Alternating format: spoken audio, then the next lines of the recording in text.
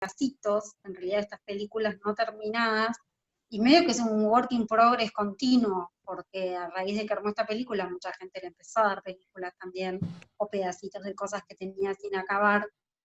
Entonces está buena esa idea de ser un trabajo continuo. Digamos, bueno, en este caso la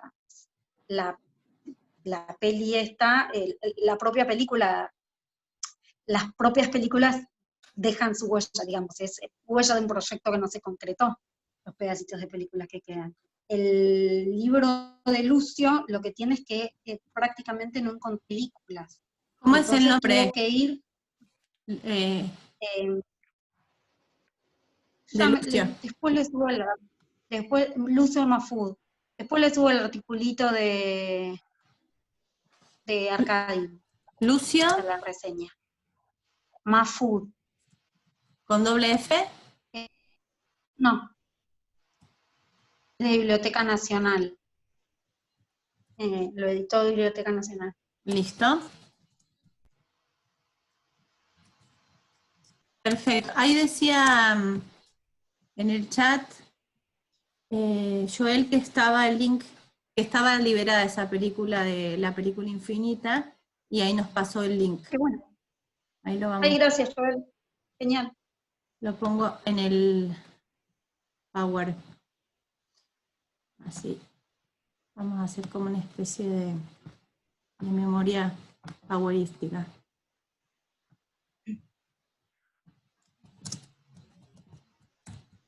Muy bien. Andrea, vos estabas hablando. Sí, te cortamos. Yo me estaba yendo un poco por las ramas, pero estaba pensando en el tema de que hay huellas que dejan marcas, o sea, que tienen marcas que no son visibles.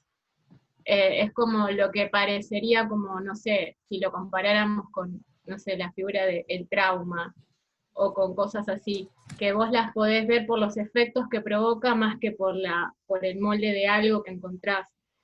Y también pensaba eso, que en las películas pasa mucho eso, como que hay generaciones que hay cosas que impactan, que tienen que ver con una huella que dejan, pero que por ahí la tenés que analizar por los efectos y no por una marca visible. Está bueno eso, no te estás yendo por las ramas. Por ahí la cuestión de cara a lo metodológico es cómo se aborda metodológicamente esa dimensión de los efectos, ¿no? Lo que más me venía a la mente es cuando escribís en la arena, que eso es una frase de alguien, no sé quién lo dijo, no sé si acá, no me acuerdo, en algún lado alguna vez lo leí. Cuando vos escribís en la arena, hay una marca que no queda la marca, pero la marca está. Entonces, eso, que Dani hablaba de nombrar las cosas como para que no se olviden, pero también hay cosas que están y no las podés ver tan claramente y sin embargo están impactando por todos lados. Sí. Está bueno lo de pensar, y vuelvo a una frase que les decía la vez pasada que nos encontrábamos. Esto que dice Peirce, que pensamiento que no se manifiesta de alguna manera, no existe.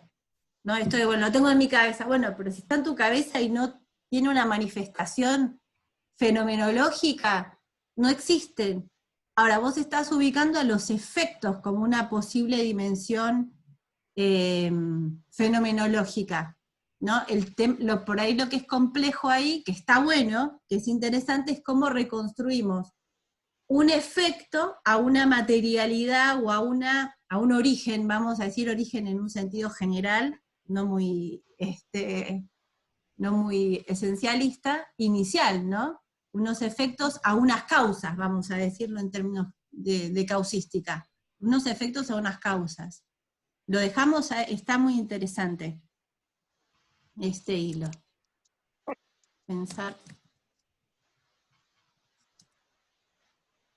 el hilo que reconstruye efectos con causas. ¿Hay alguna palabra más que les parece que haya que poner acá? Recuperamos algo que teníamos por aquí.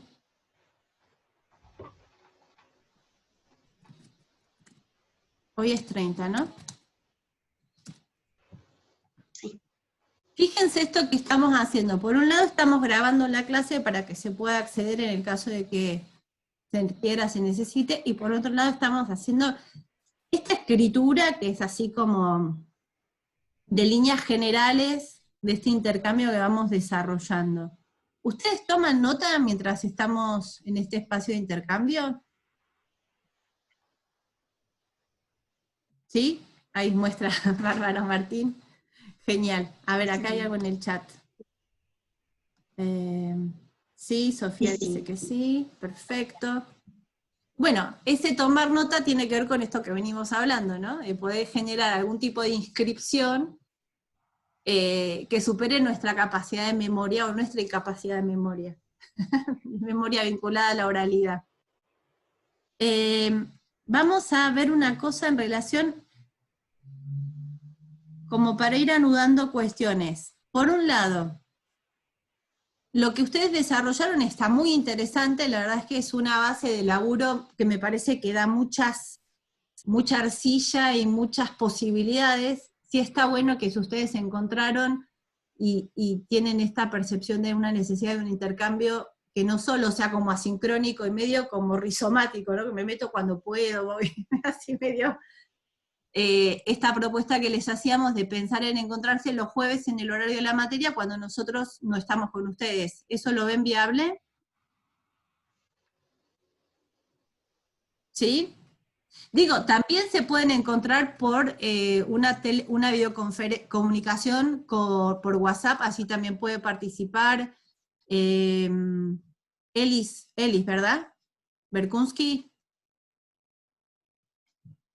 Diga, pueden encontrar el modo que les parezca mejor como para facilitar que estén en conjunto, pero ¿les parece viable eso de encontrarse cada 15 días en este espacio? ¿Sincrónico, modalidad sincrónica? Sí. ¿Sí? ¿Lo ven viable? ¿Hay alguien a quien directamente no le guste el trabajo en grupo? Porque también entendemos que están un poco agotados de transcurrir una carrera en la que las materias les plantean trabajos grupales por distintas razones, digamos. En algunos casos es por una cuestión de materialidad posible. Una materia no puede corregir 300 trabajos individuales, por ejemplo, realización, guión, fotografía.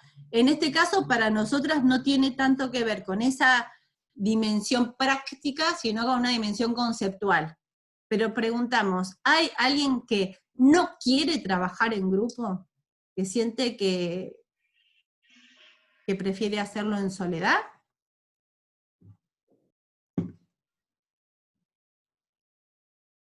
¿No? Bueno. Hablen ahora, callen para siempre, ¿eh? Sí. Dani. No, a mí me gusta trabajar en grupo, pero cuando trabajar en grupo es trabajar en grupo. Bien. No como la fantasía de la facultad. Es como, qué sé yo. Bien, entonces... En un ideal me gusta trabajar en grupo con personas que conozco. Cosa que acá de todo el grupo solo conozco a Dani. Bueno, me cuesta un poco trabajar, a mí me cuesta trabajar sin el previo conocerte. Bien, vamos a hacer una cosa. Pensando, bueno, lo de conocerse previamente va a ser imposible en este contexto. No tenemos manera. La limitación cuarentenística es irresolvible, si la palabra existiese. Joel dice, a mí me frustra, como dice Dani, la virtualidad colectiva. Sería muy distinto poder encontrarnos a charlar, también es interesante leyendo las temáticas de los trabajos prácticos, la diversidad que hay. Sí, efectivamente no es lo mismo poder encontrarnos, bueno, con Ana el espacio del taller es muy conversado, es muy de intercambio, bueno, hay una dimensión que se nos hace difícil, que es irrecuperable, digamos, que es lo que hablábamos en relación a la materialidad. No es lo mismo una materialidad de pantallas y un mundo que habitamos, que no podemos abrazar, que el papel, bueno, son distintas materialidades. En este contexto, por ahí no vamos a hacer lo mejor, sino lo posible, ¿sí? Como les decíamos, para nosotras es muy importante la dimensión de trabajo colectivo, porque se conecta con la posibilidad de introducir como dimensión fundante del conocimiento esa dimensión que es social y que es colectiva, y que no se aprende en soledad ni se produce conocimiento en soledad. Entendemos estas dificultades y lo que les vamos a proponer, entonces, para que realmente sea un trabajo en conjunto, un trabajo colectivo, que establezcan las condiciones, las pautas de ese trabajo colectivo. Digamos, no queremos con Ana decirles cómo hacerlo, cómo organizarse, ni cuántas veces. Sí, proponemos en principio esto primero, que por lo menos cada 15 días tengan un espacio de encuentro entre ustedes, que no esté mediado por mi intervención y la de Ana, ¿sí? En principio estarían de acuerdo con eso, ¿verdad? Bien. ¿Qué va a pasar? Para que ese encuentro de cada 15 días tenga un sentido práctico concreto, ustedes van a necesitar establecer algunos puntos, unos objetivos a desarrollar en ese periodo entre encuentro y encuentro. ¿Sí? Para que la tarea no recaiga en una sola persona, lo que les sugerimos es que semana a semana vayan estableciendo la responsabilidad de organizar ese encuentro a cada uno de ustedes, que hagan un listado, digamos, bueno, la primera semana empieza tal, la segunda es tal, la tercera es tal, la cuarta es tal, o por cada 15 días, digamos, para simplificar. Y que entonces haya cada 15 días una persona responsable de organizar, de funcionar como enlace en la comunicación, ¿sí? Para que justamente no pase esto que ustedes decían, que es que de pronto se colgaban informaciones en un tiempo en el que no se sabía, o no, o se llegaba tarde o se llegaba temprano, digamos. Alguien que organice, que sea el enlace en la comunicación y que también pueda proponer objetivos para el encuentro sincrónico, no presencial, el encuentro sincrónico. ¿Se entiende lo que digo? ¿Sí? ¿Estarían de acuerdo de ese trabajo de postas en la organización? ¿Sí? Bueno, el resto de los detalles se los dejamos a ustedes. ¿En qué instancias sí les vamos a pedir este trabajo conjunto? En la continuación del glosario. Porque digamos, si aún frente a esas dificultades lograron esa entrada con esa calidad, lo que van a hacer si logran sistematizar el trabajo. Vamos a sacar una enciclopedia ilustrada de las categorías de investigación en arte. Así que, insistimos, lo que lograron es muy interesante. Si logran sistematizarlo y además pasarla bien, va a ser un golazo el laburo del glosario. ¿Sí? Nosotras también estamos Lo que les pedimos que aprendiendo. agreguen es la fuente. Bueno, eso es un punto importante y se va a conectar con algo que vamos a repasar ahora antes de que se termine este encuentro, que tiene que ver con las huellas, ¿no? Hacer huella también es conectar, como ustedes dijeron muy bien, objetos del hoy con cosas del pasado, cosas que acontecieron. Una cuestión fundamental en los textos académicos, a ver si lo tenemos acá, es el tema, lo estoy subrayando, voy a poner con letra muy grandota. Ahí. Es la cuestión de las citas y referencias bibliográficas.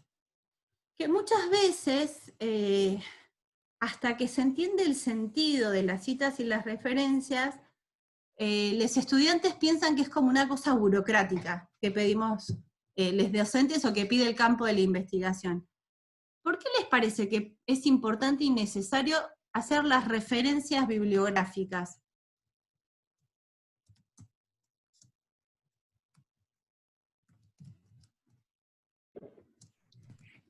A mí algo que me habían explicado el año pasado, que nunca lo había tenido en cuenta, es que, digamos, al hacer la referencia, por ejemplo, no sé, escribimos un texto y hacemos una referencia a otro texto, y lo subimos al CDIC, como que en cierto punto le da más puntaje o representación a los autores que escribieron que nosotros citamos. Bien, vos ahí estás planteando lo que tiene que ver con construir legitimidad en un campo. Vamos a anotar eso. Esperen un poquito. Comparto pantalla nuevamente. Denme un segundo. Vamos a hacer una diapo particular sobre esto. Esperen que duplico. Entonces. Como que ya por ahí Eso que te planteaban tiene que ver, bueno, ustedes vieron que el año pasado, desde la universidad, nos planteaban a todos los docentes, profesores, investigadores, estudiantes, crearnos los perfiles de Google Scholar. Eso tiene que ver con lo que vos planteabas, con la necesidad de situar producciones académicas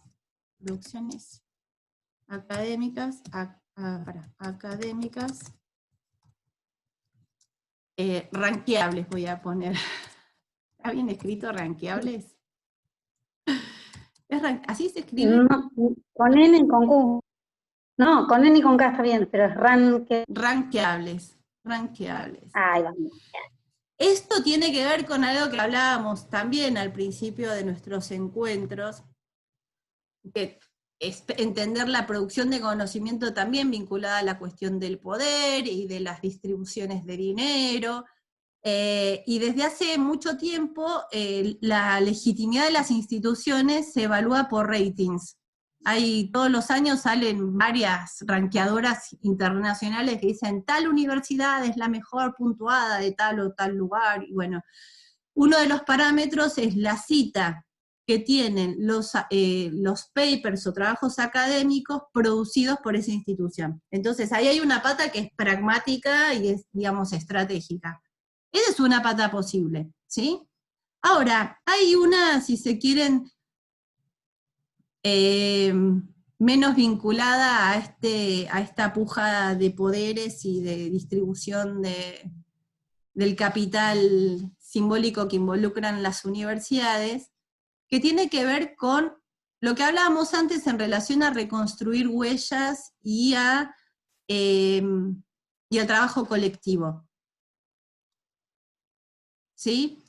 Y a esto que en general hay una imagen de la producción de conocimiento como vinculada a una figura individual, pero todo lo que sabemos y todo lo que somos es el resultado, sí, de un esfuerzo personal, pero sobre todo de un atravesamiento que es social y es cultural, ¿sí? Entonces, en el campo académico, la cita se conecta, por un lado, con la legitimidad, en el sentido de que yo puedo tomar autores que han trabajado temas previamente a mi abordaje, y son autores que están legitimados en el campo. Entonces ahí hay algo que tiene que ver con la legitimidad. Pero también con la honestidad, ¿no? Con decir, bueno, si yo estoy tomando este concepto de otra autora o de otro autor, que ya lo viene elaborando, está muy bien que remita a ese autor, porque tiene que ver con su trabajo intelectual, con su trabajo simbólico, con su trabajo en un campo cultural. Y por otro lado también me simplifica a mí tener que investigar de cada categoría que recupera a lo largo de mis trabajos. Imagínense si yo tuviera que ser especialista, ahora te doy la palabra, Martín, si tuviera que ser especialista de cada uno de los conceptos que laburo, nunca lograría, todavía estaría definiendo poética, digamos, como si Aristóteles no hubiera existido. Entonces también me facilita tomar desarrollos de otros autores y sintetizar vías de abordaje. Martín, ¿qué decías? Sí, se me ocurrió que tiene que ver con esta idea de palimpsesto, ¿no? De rescatar para crear nuevos sentidos teniendo en cuenta lo que todo el abordaje anterior. Absolutamente. La palabra palimpsesto, no sé si todas saben lo que quiere decir palimpsesto, es un texto antiguo sobre el cual se ha vuelto a escribir digamos, como lo explica Gerard Genet, se los voy a escribir acá en nuestra pseudopizarra, esperen un poquito que comparto pantalla. El palimpsesto, que se escribe así, a ver, esperen que se colgó mi computadora.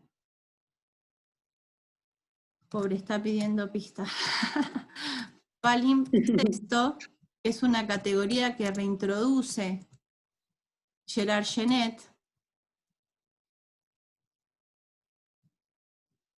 Fíjense, yo podría decirles, ay, porque la categoría de palimpsesto, que significa esto, lo otro, y nunca remitir a Gerard Genet.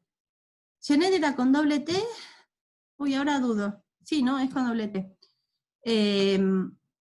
Pero ahí, bueno, después me meto en eso, para no complicarles en esto. Palimpsesto, ¿qué quiere decir? Es un texto antiguo que se ha borrado y sobre el cual se ha vuelto a escribir. Lo singular del palimpsesto, nos dice Gerard Genet, es que es un texto sobre el cual, en el cual las huellas de ese texto anterior permanecen. Es decir, que no se borró del todo la escritura previa. Y lo que nos van a decir en los 60 y los 70, los autores que parten de esta posición, que tiene que ver con el estructuralismo, con la semiótica, también con la antropología, es que la cultura es un texto que produce otros textos. Sí, esto lo plantea Kristeva. Camila, falta una M, me parece. Sí, palimpsesto, ahí está, genial, gracias. Entonces, la cultura es un texto que produce otros textos, significa que cada vez que pronunciamos una palabra, cada vez que tomamos una foto, cada vez que escribimos, no lo estamos haciendo desde nuestro ombligo, ¿no? Desde nuestra ombliguitud, sino que lo estamos haciendo en referencia y en relación con textos previos que formatearon nuestra mirada, que forman nuestra mirada, y que justamente, por ejemplo, nos permiten describir el mundo, entender el mundo que habitamos. ¿Bien? Esto tiene enormes alcances en términos teóricos. Por ejemplo, de cara a la creatividad, algo que trabajo mucho en guión, es que impacta en cómo pensamos la originalidad, ¿no? Si yo entiendo que todo texto parte de otro texto, no puedo suponer que ser original sea decir lo que nunca antes alguien dijo, porque sería muy ingenuo. En el campo de del conocimiento académico, se conecta con justamente la necesidad de entender que el aporte significativo que yo pueda dar a mi investigación en relación al objeto que haya elegido, no va a estar dado por decir lo que nunca nadie antes dijo, o por algo que a veces ocurre. No voy a investigar sobre ese tema para no contaminarme, como si fuera posible no contaminarse, como si no estuviéramos ya contaminados, como si lo que me interesa elegir no fuera ya el resultado de ciertos supuestos que tengo sobre ese objeto. Entonces, estamos contaminados, estamos atravesados por sentidos que nos trascienden, y justamente lo que nosotras necesitamos como parte del proceso académico es reconocer cuáles son esos presupuestos, por un lado, es decir, objetivar, ¿qué significa objetivar? Poner delante de nosotros, digamos, los criterios que forman parte de nuestra mirada.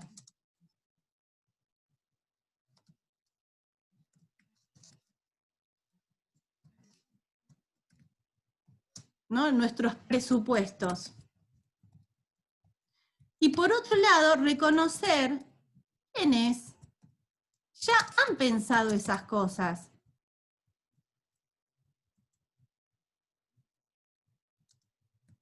Esos problemas, esas cosas, esos fenómenos.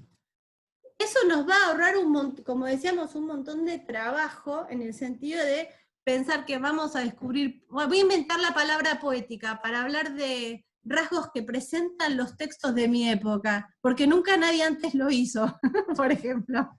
¿No? En cambio, si yo empiezo, bueno, tengo esta inquietud, bueno, ¿quiénes hablaron de la poética? Ah, mira, en general, cuando se habla de poética, el texto que parece fundar esa categoría, aunque probablemente no sea el único, es el de Aristóteles. Ah, sí, es un... justamente habla estrictamente de esa categoría, habla de poética. ¿Y qué características tiene en Aristóteles la poética? Y mira, por un lado describe las obras de su época, o sea que tiene un carácter descriptivo, pero también tiene un carácter normativo, porque también nos dice, nos dice qué cosas debería tener una buena tragedia, o qué cosas debería tener o hacer una buena epopeya, es decir, que es tanto descriptivo como normativo. Caramba, fíjense, si mi objeto de estudio fuera la poética audiovisual de cierto periodo, cierta región, yo ya ahí tengo un tipo de posicionamiento teórico-metodológico, que no lo voy a inventar yo. Lo desarrollaron Aristóteles, por ejemplo, y lo desarrolló con una característica, con la posibilidad de generar un modelo descriptivo o con la posibilidad de generar un modelo normativo. Entonces yo ahí podría decir, bueno, a mí me interesa establecer un abordaje de las poéticas fílmicas, por ejemplo, retomo algo que planteaba Daniel como un tema de interés. Me interesa analizar la poética platense de cara a la construcción de la ciudad, en films platenses, por ejemplo. Entonces ahí él va a necesitar ubicar de qué manera piensa la categoría de poética. Y si lo toma desde Aristóteles, va a tener varios problemas. El primer problema es que Aristóteles no pensó la categoría de poética para lo audiovisual porque no conocía el cine, ¿no? Sin embargo, ciertas lógicas del abordaje de Aristóteles le pueden servir.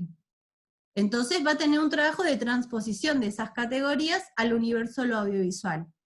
Pero él va a necesitar decir que lo está pensando desde Aristóteles. ¿Por qué? Porque hay una cuestión de honestidad intelectual y hay una cuestión de legitimidad que también requiere el campo.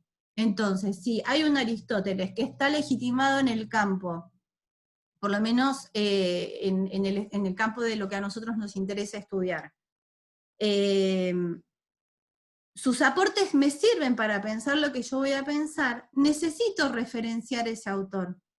Seguramente no va a ser el único autor que yo referencie, y debe remitir también a otros autores más contemporáneos que hayan abordado la noción de poética. Entonces, por ejemplo, si voy a trabajar con poéticas fílmicas, nuevamente se nos está por acabar el tiempo, retomo, no sé, se me ocurre Mabel Tazara, que trabaja y que desarrolla en particular el concepto de poética fílmica.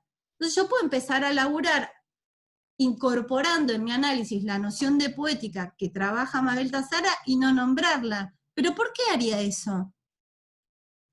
¿Por qué no? Yo les preguntaba, ¿por qué hay que referenciar? Ahora pregunto lo inverso, ¿por qué no habría que referenciar? ¿Por qué evitaría señalar que algo que estoy pensando lo estoy pensando desde la perspectiva de tal o de otro autor?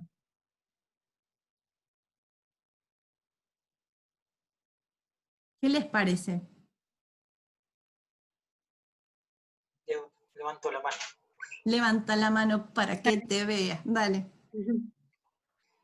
No, para mí es como una cuestión ética, más que lo academicista o lo que fuera, digamos. Es como ningunear el trabajo de, no sé, de un autor reconocido, hasta de un compañero o compañera que piensa algo y no sé, y tomar como elementos para crear tu propia obra, para mí es como, no sé.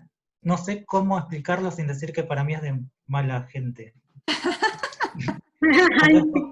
Cuando es consciente, digamos. Porque hay veces que uno tiene como ideas o cosas que capaz que las vio, leyó y no se acuerda dónde.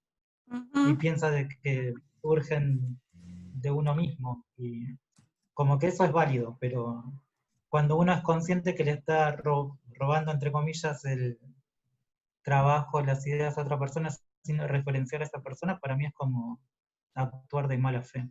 Bien, acá ponía esto de la diferencia entre cita y plagio, ¿no?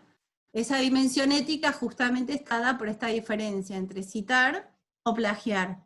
Y es cierto lo que vos decís, a veces eso ocurre no porque tengamos un deseo de mala gente o de afanarnos las ideas de otras personas, sino porque realmente pensamos que es algo que estamos desarrollando a partir de nuestras lecturas. Acá dice Alexis que coincide con Dani.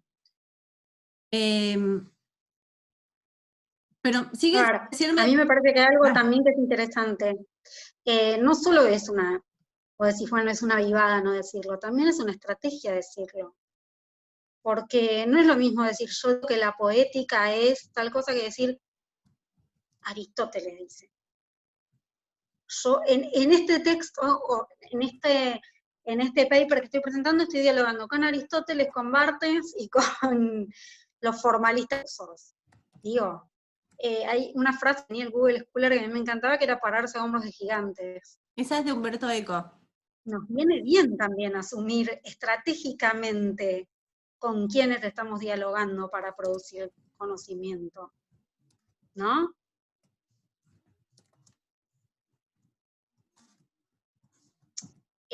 Por ahí cierta cabeza moderna y cierta idea hasta romántica que tenemos, esto del artista solo encerrado en su torre de marfil, tiende a hacernos creer esa idea de que, de la originalidad y de que todo lo que es verdadero, todo lo que es arte tiene que emanar de mi interior. Pero bueno, justamente la academia viene a rebatir esa idea, porque creemos en el conocimiento, creemos que se puede enseñar y que se puede aprender. Entonces, eso no se genera solo, ni tiene una generación espontánea a partir de mí. Tiene que ver con el diálogo que uno puede establecer con producciones anteriores y en sincronía también con los propios compañeros, con desarrollos más actuales. Entonces, me parece que también es una fortaleza y una estrategia como investigadores, el pararse o el apoyarse en referentes que ya tienen un nombre en el campo. Esto, lo que decíamos en relación a la legitimidad, que es una legitimidad de doble entrada. Por un lado, en relación a pararse en hombros de gigantes o de semigigantes o de gentes que pueden no ser gigantes, pero digamos que sabemos que vienen laburando los temas y que tienen una legitimidad en el campo. Y por otro lado, esto que decíamos, también en relación a que son categorías, si tienen una legitimidad en el campo, son categorías que son compartidas por los miembros de ese campo académico. Porque lo que nosotras necesitamos cuando laburamos en términos de la producción académica, es que esa descripción de los objetos, esa explicación sobre los fenómenos, justamente no sea estrictamente hablando subjetividad pura, y que mi modelo solo sirva para lo que yo quiero mirar.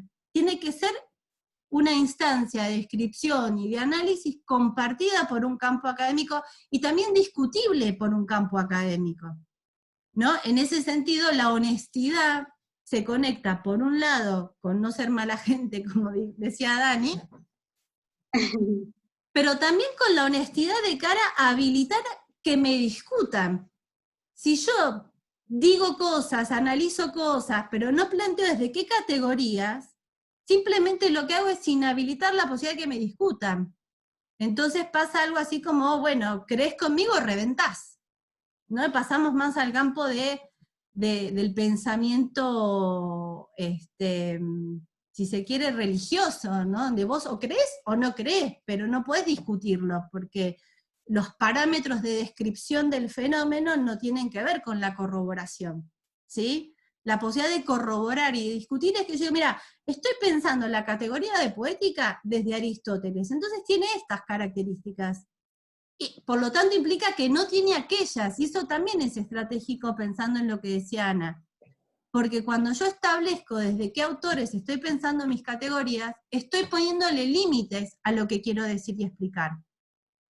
Y esos límites a mí me sirven para que no me digan, bueno, pero no pensaste tal otra cosa. Entonces vos contestás, no pensé tal otro fenómeno.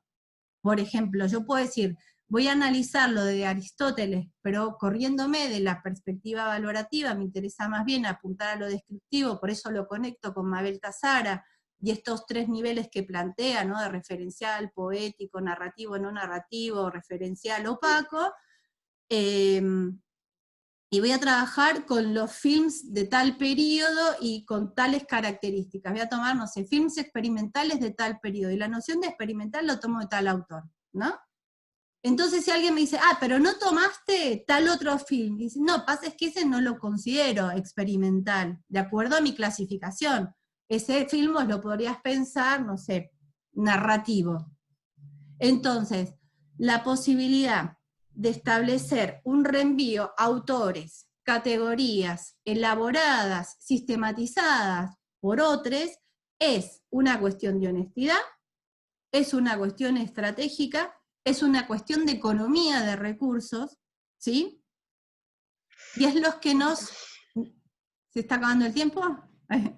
Y digamos que en principio plantamos esos 3 elementos, son los que caracterizan una pata fuerte de la escritura académica.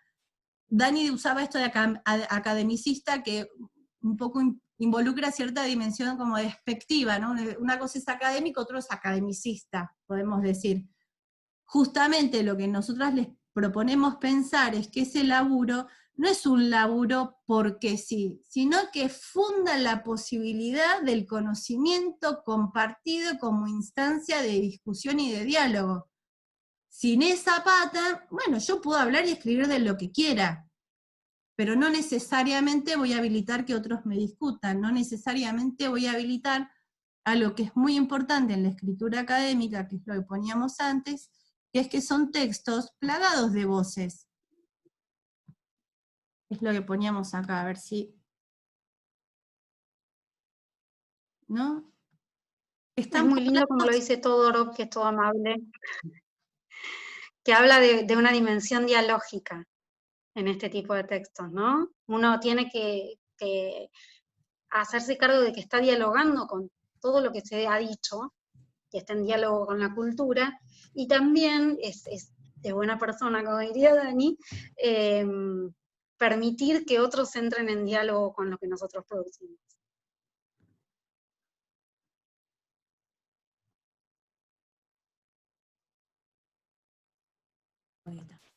Muy bien. ¿Ahí se escucha? No se escucha. ¿Sí? Sí, se escucha. Se nos está por acabar el tiempo. Yo les propongo, a ver, ¿hay algo en el chat? Les propongo salir antes de que se corte, generamos, a ver, consulta, antes que se corte, próximo encuentro por acá sería el jueves 14. Sí, sería